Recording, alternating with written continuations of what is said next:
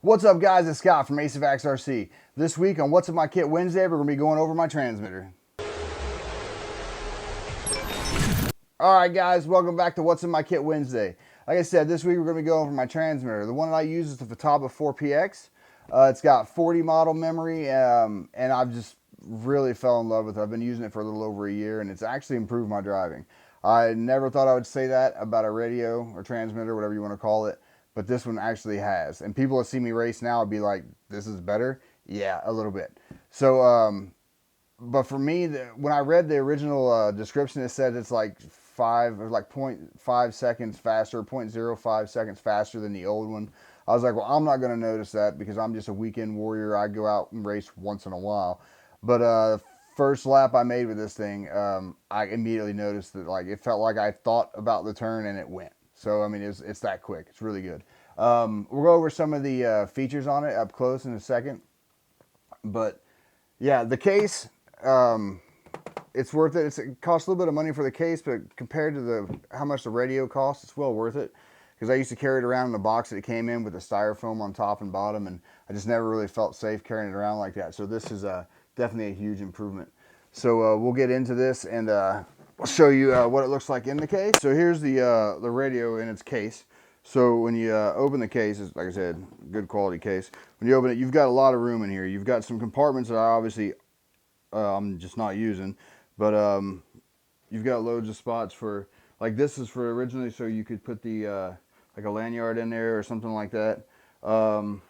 You've got spots for servos or whatever, battery packs you want to put in there, whatever, it's all there.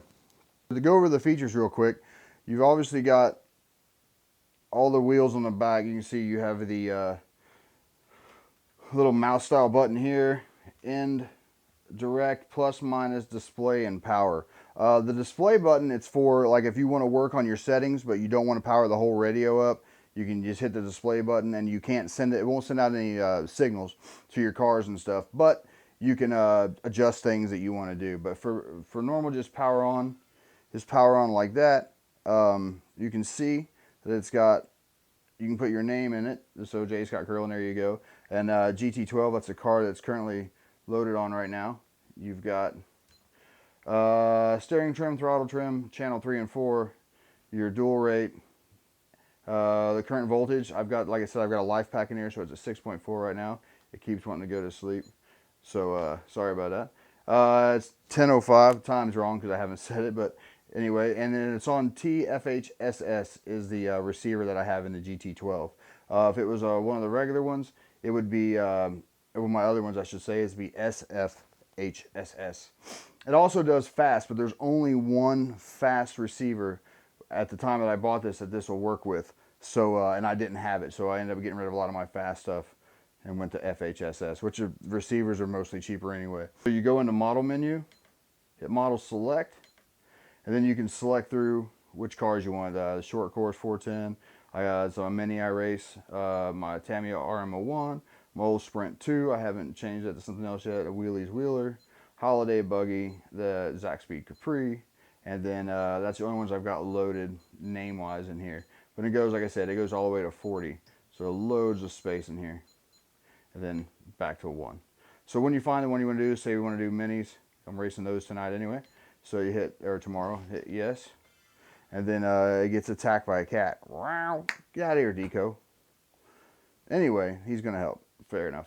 So then you just cycle through here. Your other options, you got acceleration, endpoints, sub-trim. Obviously, there's a load of them here. So, and if you keep scrolling over, you'll run into some more stuff here too. I'm a Futaba fan, so when I saw this came out, I had to try it because I wanted a 4PK back in the day. Never got it. And then basically this thing's display makes the 4PK look like a Game Boy.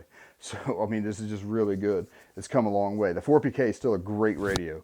Not dogging it at all because the display on it's just not as good as this one.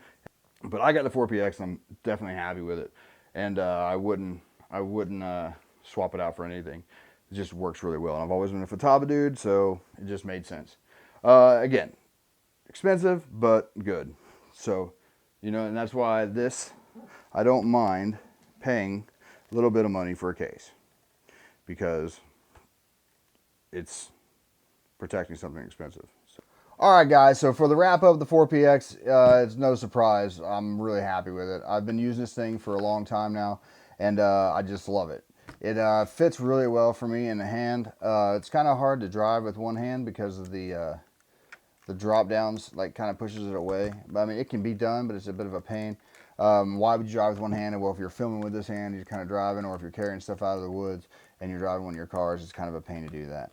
But other than that, it's just really comfortable. It just sits perfectly for me with the drop down there. You can have it mount like straight up here where it came, or you can rotate it forward or back, and it's just, I don't know, it's what you like. And that's the good thing about it, is it's adjustable. You can figure out what you like with it. And there's loads of options out for a thicker or thinner grip covers for it. You can get a little carbon fiber handle up here, clear sheets to put over here to protect the screen. You can get different size triggers for it. There's just loads of stuff out there for it. And obviously they got the case, which I waited almost a year before they finally got the case in stock. I'm glad they finally did, because I didn't trust carrying it around in a cardboard box. But that's it. It's a great bit of kit. Yes, it's expensive, but to me, it's well worth it. I can put 40 cars on it, and the receivers that I was buying for my fast radio that I had, the other Futaba, was like $90-something. And then the receivers I buy for this are like $37. So I've saved over half of what I used to pay for receivers for the other radios. So it's just smart. I probably got 10 or 11 of these FHSS radio or receivers laying around, and HPI's cars that have FHSS receivers equipped in, you can bind straight to this thing. So I got in a ready to run Sprint 2 for a review, and like straight away I just put the radio on the side, bound this to that, and I had a familiar radio to test the car. I tested the radio as well, just that way I can give my thoughts on it. But for the testing of the car, when I really wanted to see what the car would do, I wanted it on my radio, so I was comfortable with it. But yeah, so overall, we know what I'm going to say. This thing's awesome. It just, it's going to be in my kit for a long time, unless they come out with something new from Futaba that's going to put this thing in the past. But I just don't see that happening anytime soon, because this thing's perfect for me at the moment, now, until a new one comes out. But that's all I got. We'll see you next week on What's in My Kit Wednesday, and we'll see you on the track.